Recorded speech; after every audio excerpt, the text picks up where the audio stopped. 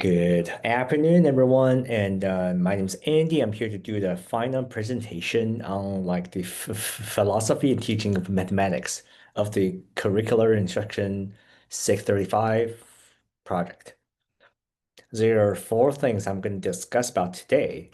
The first thing is about like like s- how our images of mathematics. And here's some icebreaker questions.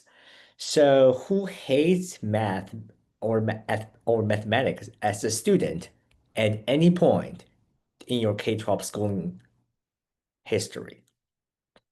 Who hates math as a student? If this is you, drop some comment below, please. Now let's back to the topic.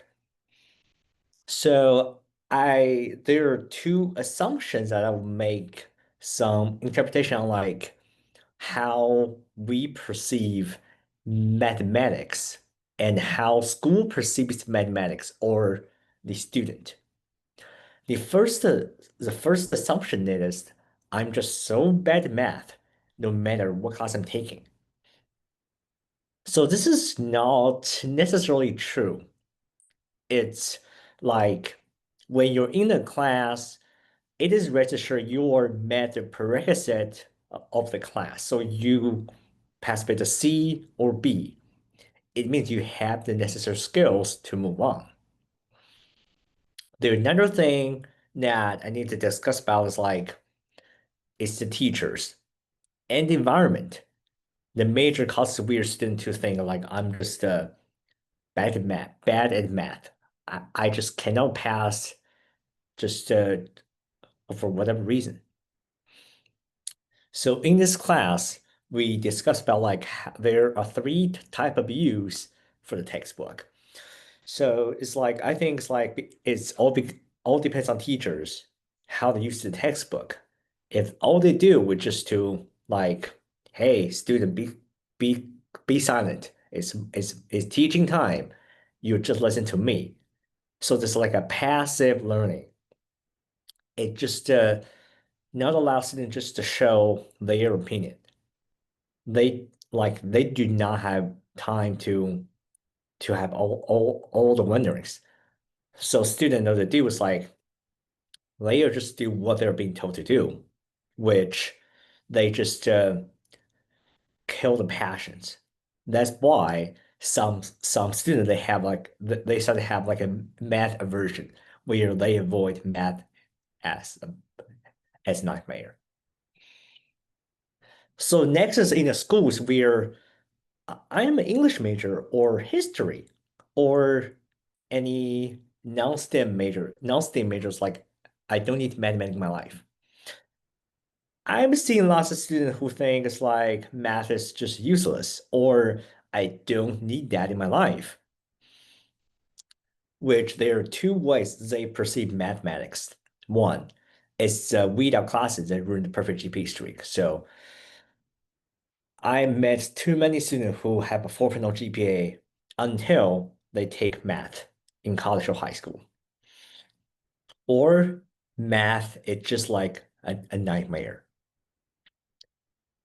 In fact, mathematics teaches you about the basic, like just arithmetic, like how to do those factoring polynomials, how to find the x-interception or y-interception of this linear equation. But one thing we left out is like it cultivates us like to solve problem in multiple ways and quantitative reasonings, or we think about like a problem or like a context in mo in a multi-dimensional way. So this is what mathematics aims to do. It's not a way that we just like, okay, we got the answer right, that is math, but that is not. Back in the earlier we discussed that I learned about the front and the back of mathematics.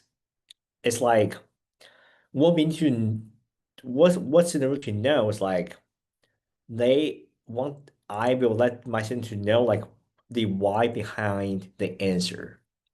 So it's like if I tell them like 2 plus 2 equals to 4, All right. But on the next day, I told them like just what is 4 plus 4. Some of them they said, "Oh, I don't know. This is too hard." So it's like perhaps you have four peanut butter jars. You got another four. 4, 5, 6, 8. The counting, so it's like you get 4 plus 4 equal to 8. So that's the why behind the answer. So it's like so it is a process. So we are not learning this like the already made like like a product. For me as a future teacher, I envision it's like there are just three things that I will make some changes. First, it's like how my exam will be restructured. True, false, or MCQ that is because there's no room, no place for students to show their work. So it's all or nothing, which is not fair for students who understand the concept but made a computation error, which a score of 0 is not fair to them. Instead, I will make a multi-part free response question so that way, if they know the part one, part A correct, they can do part B, C, and so on. So that way, it's like they are not being afraid of the big questions under the use of like the scaffolding.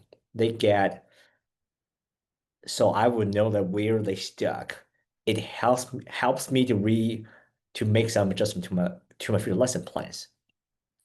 Next is where I use some like projects in to just replace some of the like paper and pencil exam, so that would for students who are tactic learners, who are visual learners, can use the project to showcase their understanding of mathematics in a low stress environment. It's because when they're in highly stressful, they may not perform well, which is unrepresentative of their mathematical ability. The third one is like we have to have this retakes in my class. We allow them to have the full control of the learning. A retake allows them to demonstrate mastery of a particular mathematical concept when the initial attempt doesn't score well or the underperformed. So all students should have the autonomy of the learning of mathematics. Here's what I've here's my here's my big four ideas of mathematics. So mathematics is not a subject, it's just strictly for STEM subject. Rather, is a versatile subject which allows ability to explore. The mathematics is a process we to explore different patterns and different structures. It's not where we just learn to pass the class, just to earn a high school diploma or pass the ACT or SAT. And big number two is like we should never put like a participation or attendance or effort into the course grade calculations. It's because mathematics grade in your because your grade in mathematics is purely based on your academic performance. Then we are here to help you to do well in math. We would never use this as a tool for elimination.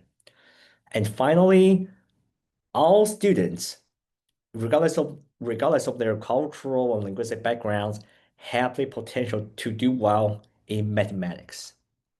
It's like there's no limitation, no, no stereotype.